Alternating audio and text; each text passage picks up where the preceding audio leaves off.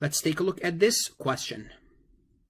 When calculating the weighted average number of shares outstanding during the period, and usually this is like the most challenging for students as far as a teacher is concerned, because when I try to teach this is where students kind of struggle into weighted average, computing that, because it gets really involved, frankly. Which of the following is treated as if it were outstanding since the beginning of the year?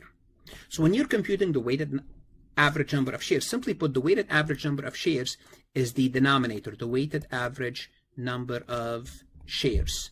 This is going to be the denominator in the computation of EPS. Which of the following is treated as if it was outstanding as of the beginning of the year? Stock dividend declared in July and paid in September. Let me tell you something. Once we have stock dividend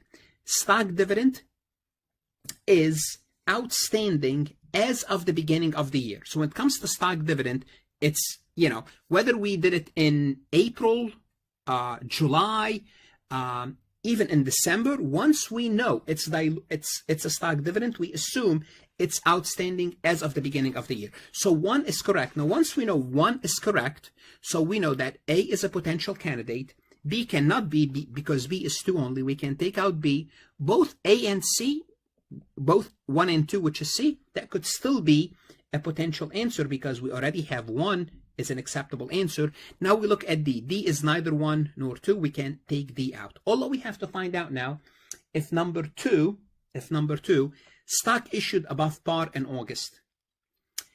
No, if the stock are issued in August, they are outstanding as of August. So stock dividend are treated as if they are outstanding as of the beginning of the year, which is 1 is true, 2 is not true. So both A and 2 are not. That's out. Stocks are usually issued above the par value. Okay, so if they are issued in August, they are outstanding as of August. So here's what you need to know. Stock dividend plus something we called stock split. Both of these things are outstanding, are considered outstanding as of the beginning of the year if they did occur during the year. So make sure you know this, stock dividend and stock split. Now I said, memorize it.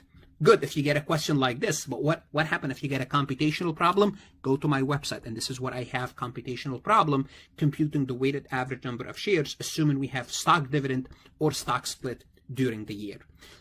Want to see more CPA exam multiple choice questions solved step by step? At farhatlectures.com, you will get hundreds of video solved MCQs step by step, including previously released AI CPA questions, previously released AI CPA simulation, in-depth lectures and resources to prepare for the CPA exam, AI tools that's going to help you study smarter, not harder, CPA exam podcast lessons where you can learn on the go. And also you will get the personal guidance of support of Farhat and his team. If you are serious about passing the CPA exam, this is your next step. Visit the website farhatlectures.com, start your free trial, and I hope to see you on the website.